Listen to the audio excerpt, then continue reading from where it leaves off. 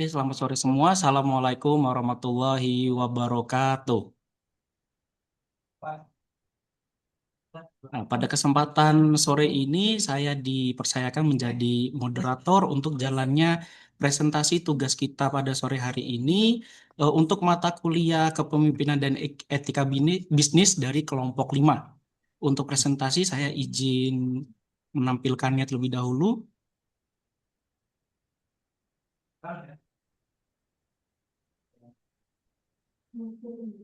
Sudah terlihat.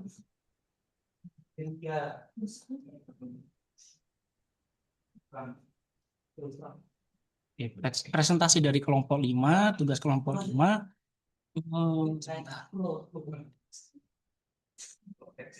dengan tema yaitu strategi meningkatkan loyalitas konsumen. Berikut adalah proses untuk meyakinkan customer sebagai customer yang loyal dengan anggota kelompok 5. Yang pertama yaitu saya sendiri, Fala Edita Nurmudi. Yang kedua yaitu Mas Himawan Asari. Yang ketiga Mas Izam Abdul Aziz. Yang keempat Mas Jordan Erikson Pardede. Yang kelima Kak Karania Firyani. Yang keenam Ibu Meidi Jati. Yang ketujuh Muhammad Iya Ulumuddin. Yang terakhir yaitu Kak Yentin Dwika Oktari. Materi selanjutnya akan dibawakan oleh Mas Pardede, monggo dipersilakan waktunya. Baik, makasih Mas Farul. Izin saya menyampaikan materi terkait pentingnya loyalitas konsumen. Loyalitas konsumen menjadi fondasi penting bagi keberlanjutan bisnis karena mencerminkan kepercayaan, kepuasan, dan nilai etika yang dijalankan oleh sebuah perusahaan. Empat, pentingnya loyalitas. Yang pertama, aset strategis bagi keberlanjutan bisnis, di mana loyalitas konsumen membantu perusahaan untuk bertahan dalam jangka panjang. Yang kedua, mengurangi biaya akuisisi konsumen baru, di mana dengan mempertahankan konsumen lama membutuhkan biaya yang lebih rendah dibandingkan menarik konsumen baru. Dengan tingkat loyalitas yang tinggi, perusahaan dapat menekan biaya pemasaran seperti iklan dan meningkatkan efisiensi operasional. Yang ketiga, mendorong pembelian berulang dan stabilitas pendapatan. Konsumen yang loyal melakukan pembelian secara konsisten, yang menciptakan aliran pendapatan yang lebih dapat diprediksi. Yang terakhir yaitu aset strategis bagi keberlanjutan bisnis, di mana loyalitas yang terakhir, izin, yang keempat yaitu mencerminkan kepercayaan, reputasi, dan etika perusahaan, di mana loyalitas merupakan hasil dari kepercayaan konsumen terhadap integritas sebuah perusahaan. Baik, itu mungkin presentasi dari saya kembalikan ke Mas Farul. Mas. Oke, terima kasih. Selanjutnya, bisa di next. Selanjutnya yaitu definisi dan konsep. Di mana definisi dari kepemimpinan etika bisnis adalah serangkaian langkah terencana yang dilakukan perusahaan untuk mempertahankan pelanggan agar tetap setia menggunakan produk atau jasa tertentu melalui peningkatan kepuasan, kualitas pelayanan, nilai produk, serta hubungan berkelanjutan antara perusahaan dan konsumen. Jadi secara garis besarnya definisi di sini yaitu memberikan pelayanan yang terbaik kepada konsumen sehingga konsumen selalu ingin untuk kembali ke perusahaan tersebut. Yang kedua yaitu konsepnya. Ya, yang pertama fokus pada hubungan jangka panjang, di mana hubungan jangka panjang jika konsumen dia nyaman dengan suatu perusahaan dan suatu produk, eh, dia akan menggunakan suatu produk itu akan menjadi maksudnya menggunakan produk itu secara terus-menerus. Yang kedua memberikan nilai tambahan, di mana nilai tambahan ini selain si konsumen yang setia ini membeli barang secara terus-menerus, dengan membeli barang secara terus-menerus dia mendapatkan reward. Contoh umpamanya seperti membeli 5 produk gratis satu atau mungkin berhadiah piring cantik, seperti itu akan meyakinkan konsumen untuk mendapatkan nilai tambahan. Yang ketiga yaitu mengenal pribadi konsumen sehingga memiliki nilai sentimental. Untuk yang ketiga ini biasanya sering dipakai oleh perusahaan-perusahaan yang luxury brand seperti tas-tas branded, Louis Vuitton atau Chanel. Mereka mengetahui kriteria dan karakter dari si konsumen tersebut sehingga konsumen selalu ingin untuk kembali dan kembali. Yang keempat yaitu menjadi sarana pemasaran, di mana maksudnya sebagai berikut. Jika suatu seperti yang sosialita tadi yang saya bilang di nomor tiga, kan orangnya saling kenal antara satu dan lain. Ketika mereka membicarakan suatu produk atau suatu barang, akan memberikan nilai tambahan promosi dari produk tersebut karena dia mendapat promosi gratis ke teman-temannya sehingga teman-teman yang lain akan tertarik untuk membeli barang-barang tersebut dari perusahaan branded ini. Terima kasih. Selanjutnya, Baik. Selanjutnya, faktor yang mempengaruhi loyalitas konsumen, menurut Dani Agung Wijaksono, dalam artikelnya yang berjudul Faktor-faktor yang mempengaruhi loyalitas pelanggan di tahun 2022, mengungkapkan bahwa loyalitas pelanggan dipengaruhi oleh 4 faktor. Yang pertama, itu adalah kepuasan pelanggan. Terkait kepuasan pelanggan ini terkait perasaan yang dirasakan akibat ekspektasi ketika membandingkan produk atau jasa yang diterima. Kemudian yang kedua adalah kepercayaan pelanggan, perilaku pelanggan atas fungsi, manfaat, serta kualitas dari produk atau jasa yang ditawarkan ke pelanggan saat proses pembelian. Yang ketiga, komitmen pelanggan, keinginan yang kuat dari pelanggan untuk menciptakan keterikatan, kesetiaan emosional, dan hubungan pelanggan terhadap produk atau jasa dengan cara memberikan sikap dan perilaku yang baik. Lalu yang keempat adalah persepsi kualitas layanan, kondisi dinamis antara harapan pelanggan serta persepsi pelanggan tentang produk atau jasa yang diterima dari penjual atau penyedia layanan.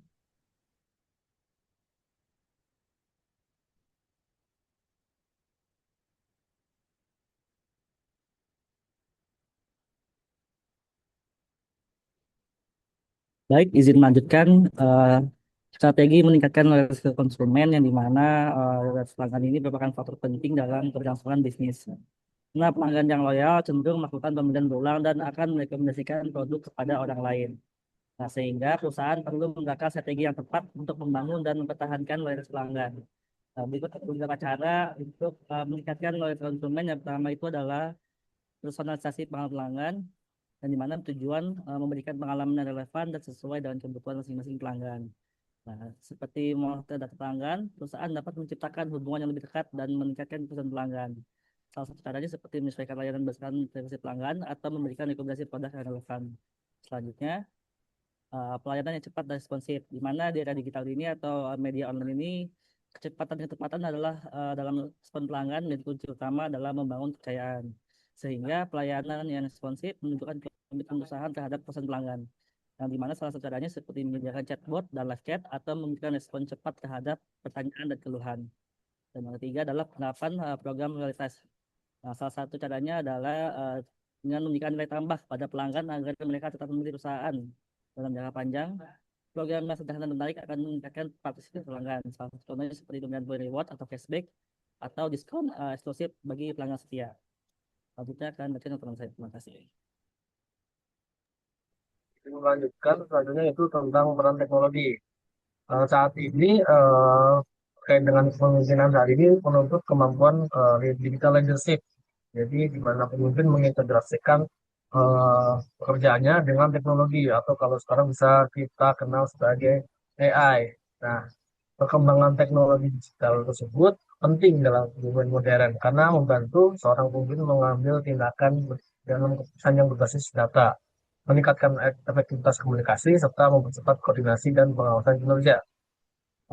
Pemanfaatan sistem informasi, AI, dan aplikasi digital membuat organisasi lebih adaptif terhadap perubahan, sehingga mungkin dituntut memiliki kemampuan teknologi sekaligus visi yang strategis. Namun, penggunaan teknologi dalam bisnis harus diimbangi dengan penerapan etika.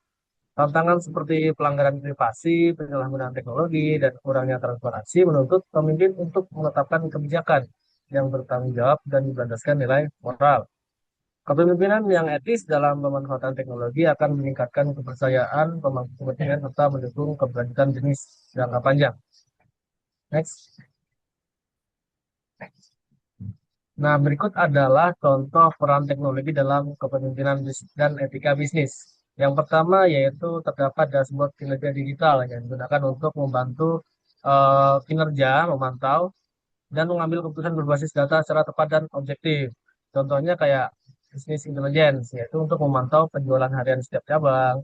Nah, dari data-data tersebut, pemimpin dapat segera mengambil keputusan seperti penambahan stok atau evaluasi kerja dari cabang-cabang yang mengalami penurunan kinerja. Selanjutnya yaitu aplikasi komunikasi dan jarak jauh dimanfaatkan untuk menjaga koordinasi tim secara efektif. Nah, misalkan pada saat pandemi banyak dari kita menerapkan Microsoft Teams atau Zoom memakai itu untuk rapat dan koordinasi. Jadi pemimpin akan dapat tetap mengawasi pekerjaan tim lain meskipun karyawannya bekerja secara jarak jauh atau dari rumah. Selanjutnya penggunaan AI dalam membantu efisiensi seleksi. Misalkan AI screening CV untuk menyaring ribuan pelamar. Jadi pimpinan HR dapat tetap meninjau hasil akhir agar tidak terjadi bias gender atau latar belakang pendidikan tentu. Selanjutnya itu kebijakan perlindungan data untuk menjaga privasi pelanggan dan karyawan, serta menghindarkan dari penyalahgunaan teknologi. Misalkan kayak di bank, perusahaan e-commerce menerapkan sistem keamanan data dan enkripsi untuk melindungi informasi nasabah. Jadi pemimpin menetapkan aturan ketat agar data pelanggan tidak disalahgunakan. Selanjutnya, keputusan bisnis berbasis etika menempatkan teknologi sebagai alat bantu, bukan sebagai pengganti nilai moral dan tanggung jawab pemimpin. Perusahaan memiliki data lengkap perilaku konsumen, tetapi pimpinan memutuskan untuk tidak menjual data tersebut ke pihak-pihak lain atau pihak ketiga demi menjaga privasi dan kepercayaan pelanggan meskipun secara bisnis menguntungkan. Jadi perkembangan teknologi harus diimbangi dengan etika juga. Oke, selanjutnya akan dilanjutkan oleh teman saya. Ya, yang selanjutnya adalah success story perusahaan. Di sini kami mengambil contoh yaitu perusahaan Apple.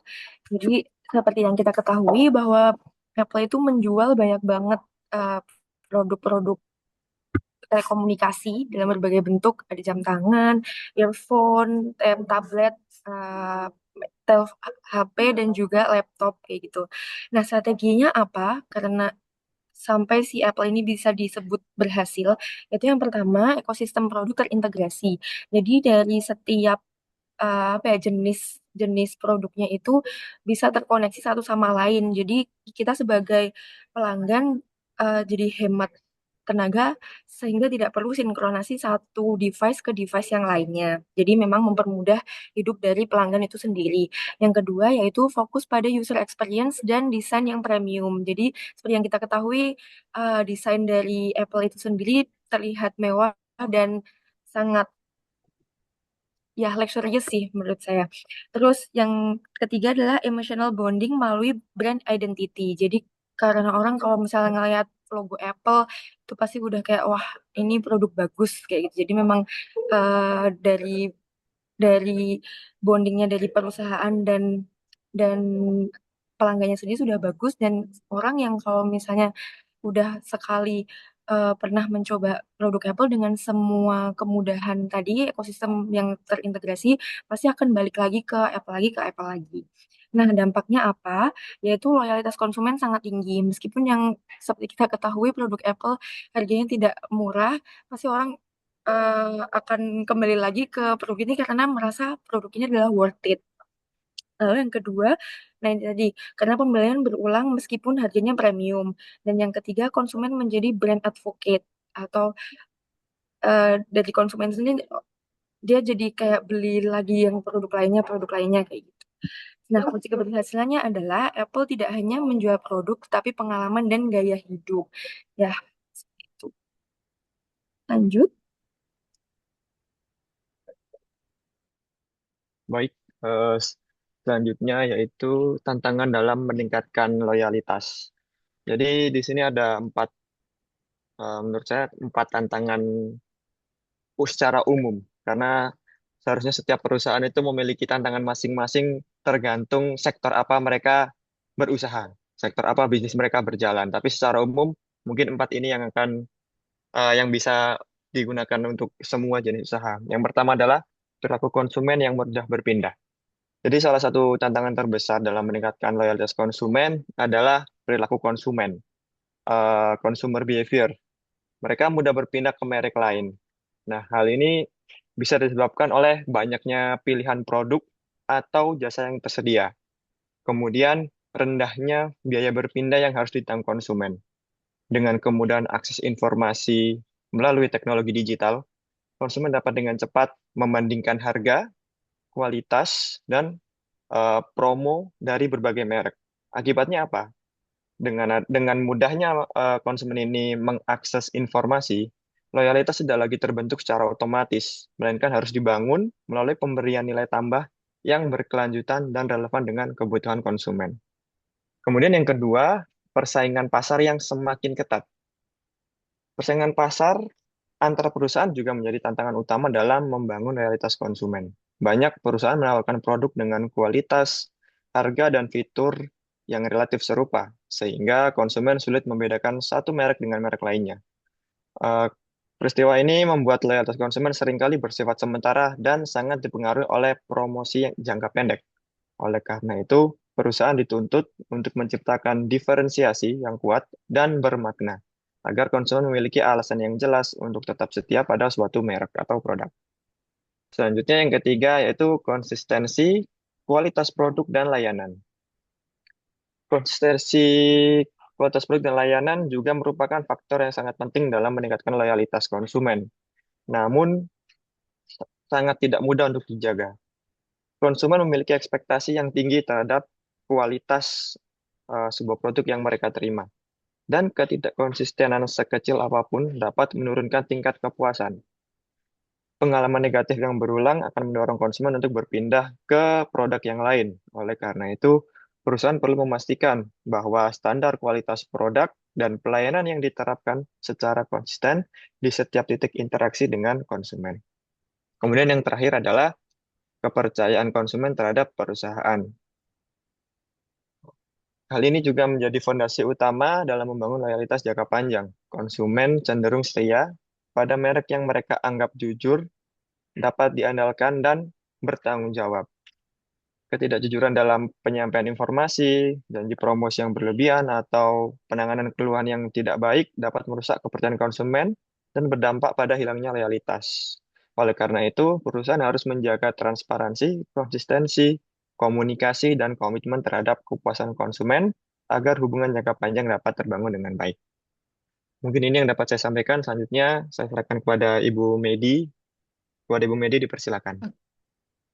Baik, terima kasih. Kita akan lanjutkan terhadap studi kasus. Kelompok 5 sudah mempersiapkan 2 studi kasus mengenai strategi meningkatkan loyalitas konsumen.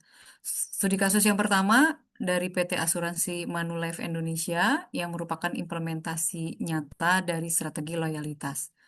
Di industri asuransi yang sangat kompetitif, Manulife menghadapi tantangan yang besar dalam mempertahankan nasabahnya, mengingat nasabah itu merupakan aset utama dari keberlangsungan bisnis mereka. Untuk menjawab tantangan tersebut, Manulife menerapkan solusi strategis yaitu berupa model IDIC yang berbasis teknologi dan juga personalisasi layanan. Kalau kita boleh jelaskan secara singkat, model IDIC ini terbagi menjadi 2 tahapan besar, yaitu yang tahap pertama adalah identifying and diferensiasi, yaitu ID, yaitu mengenali bagaimana profil nasabah dan membedakan kebutuhan mereka. Jadi ada personalisasi secara khusus untuk nasabah. Kemudian tahap yang kedua adalah interacting and customizing, yaitu IC, yaitu melakukan interaksi yang personal dan menyesuaikan layanan sesuai preferensi dari individu si konsumen tersebut. Strategi CRM berbasis IDIC ini terbukti mampu membangun hubungan emosional dalam jangka panjang dan juga meningkatkan retensi pelanggan secara signifikan. Hasilnya yang diperoleh oleh Manulife ini sangat konkret, yaitu kalau kita lihat nasabah melakukan pembelian secara teratur, memberi produk secara konsisten dalam hal ini, dan juga terjadi cross-selling, yaitu terjadi peningkatan pembelian produk di luar produk utamanya. Kemudian juga terjadi referral rate yang cukup dinamis dan juga meningkat, sehingga tingkat rekomendasi antar nasabah itu menjadi sangat tinggi dan akan mempengaruhi kinerja dari perusahaan. Nah, kunci sukses dari studi kasus Manulife, asuransi Manulife ini adalah menggunakan kombinasi antara kecanggihan dari teknologi, tapi juga menggabungkan dengan personalisasi kebutuhan konsumen tersebut dan tetap mempertahankan sentuhan manusia untuk menciptakan pengalaman pelanggan yang unggul. Selanjutnya di studi kasus yang kedua, ini merupakan studi kasus loyalitas konsumen Indomie. Teman-teman mungkin sudah mengenal terkait Indomie dan sudah menjadi bagian dari identitas kita juga ya sebagai bangsa Indonesia. Nah, ini merupakan fenomena loyalitas yang luar biasa dari sebuah merek karena sudah menjadi bagian yang menyatu dari masyarakat Indonesia, yaitu Indomie. Nah, strategi yang dilakukan oleh Indomie ini terbagi menjadi strategi fondasi, kemudian juga terkait program loyalitas yang dilakukannya, kemudian juga ada efek yang nanti akan disampaikan dan juga pencapaian. Nah, strategi fondasi yang dilakukan oleh Indomie yaitu berakar pada 3 pilar strategi utama. Yang pertama melakukan inovasi varian rasa secara berkelanjutan. Selalu ada varian-varian yang baru yang pastinya menyesuaikan lidah lokal. Kemudian yang kedua, sistem distribusinya yang sangat luas dan merata yang menjadikan Indomie mudah ditemukan di mana saja. Dan yang terpenting adalah branding emosional yang kuat melalui jargon ikoniknya yaitu Indomie Seleraku yang berhasil membangun keterikatan batin dengan konsumennya.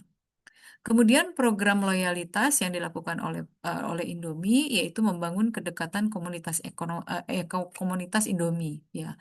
Jadi Indomie ini tidak hanya menjual produk, mencetak angka penjualan, tapi dia membangun ekosistemnya dengan baik, yaitu kedekatan komunitasnya. Mereka melakukan keterlibatan komunitas secara nyata melalui ribuan warmindo, warung makan Indomie lah di seluruh Indonesia. Ya. Selain itu, mereka juga cerdas dalam memanfaatkan kampanye nostalgia dan juga yang berhubungan dengan relevansi budaya. Nah, dengan aktif memproduksi konten digital interaktif, pastinya Indomie juga terus melestarikan produknya itu dengan lintas generasi. Akhirnya bisa menyentuh ke generasi berikutnya. Dalam hal ini adalah generasi muda dan pastinya akan mempertahankan keberlanjutan dari produknya. Kemudian efek dan pencapaian yang dihasil oleh Indomie ini menunjukkan hasil dari konsistensi ini sangat fenomenal ya. Indomie kini mendominasi pasar mie instan dengan status top of mind brand awareness yang tidak didapatkan oleh produk lain. Bahkan produk ini bergeser fungsi dari sekedar camilan yang dulu hanya camilan, sekarang menjadi makanan pokok sekunder bagi masyarakat. Secara global, Indomie ini telah diakui sebagai merek ikonik dunia, sudah masuk ke pasar internasional global dengan loyalitas lintas generasi pastinya. Keberhasilan mereka ini memenangkan penghargaan Brand of the Year secara terus berulang. Ini merupakan bukti dari efek dan pencapaian tadi bahwa Indomie berhasil mengkombinasikan antara kualitas produknya yang terus berkelanjutan, varian rasa terus ada inovasinya, dan juga mengawinkan strategi emosional yang tepat ya, sehingga menciptakan loyalitas konsumennya dan susah dipatahkan, dikalahkan oleh pesaing manapun. Selanjutnya untuk slide kesimpulan dan saran akan disampaikan oleh Mas Farul. Silakan Mas Farul.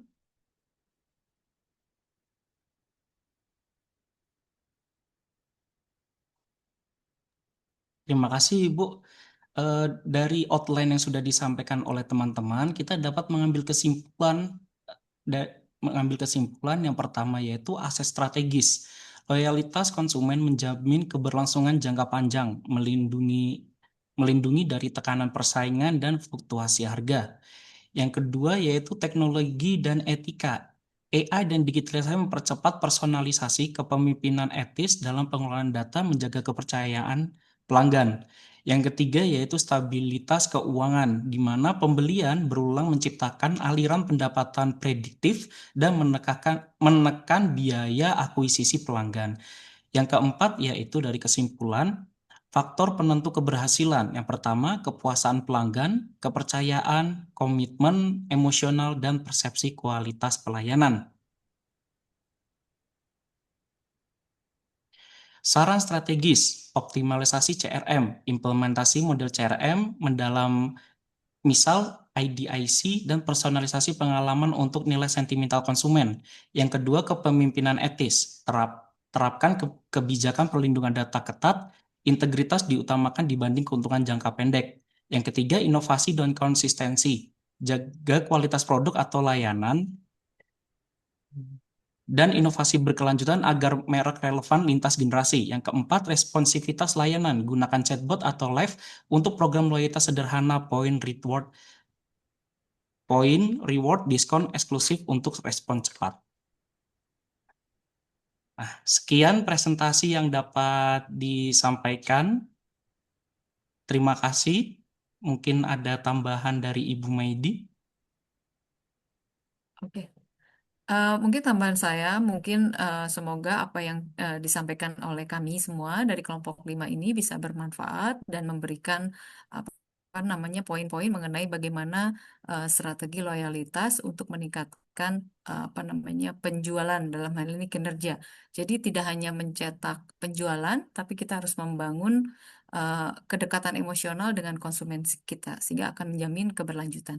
Itu pun juga kita harus tetapkan di dalam kehidupan kita sebagai mahasiswa ya, bahwa pencapaian prestasi ataupun di perusahaan kinerja itu tidak terlepas bagaimana kita membangun ekosistem yang baik dengan semua pihak.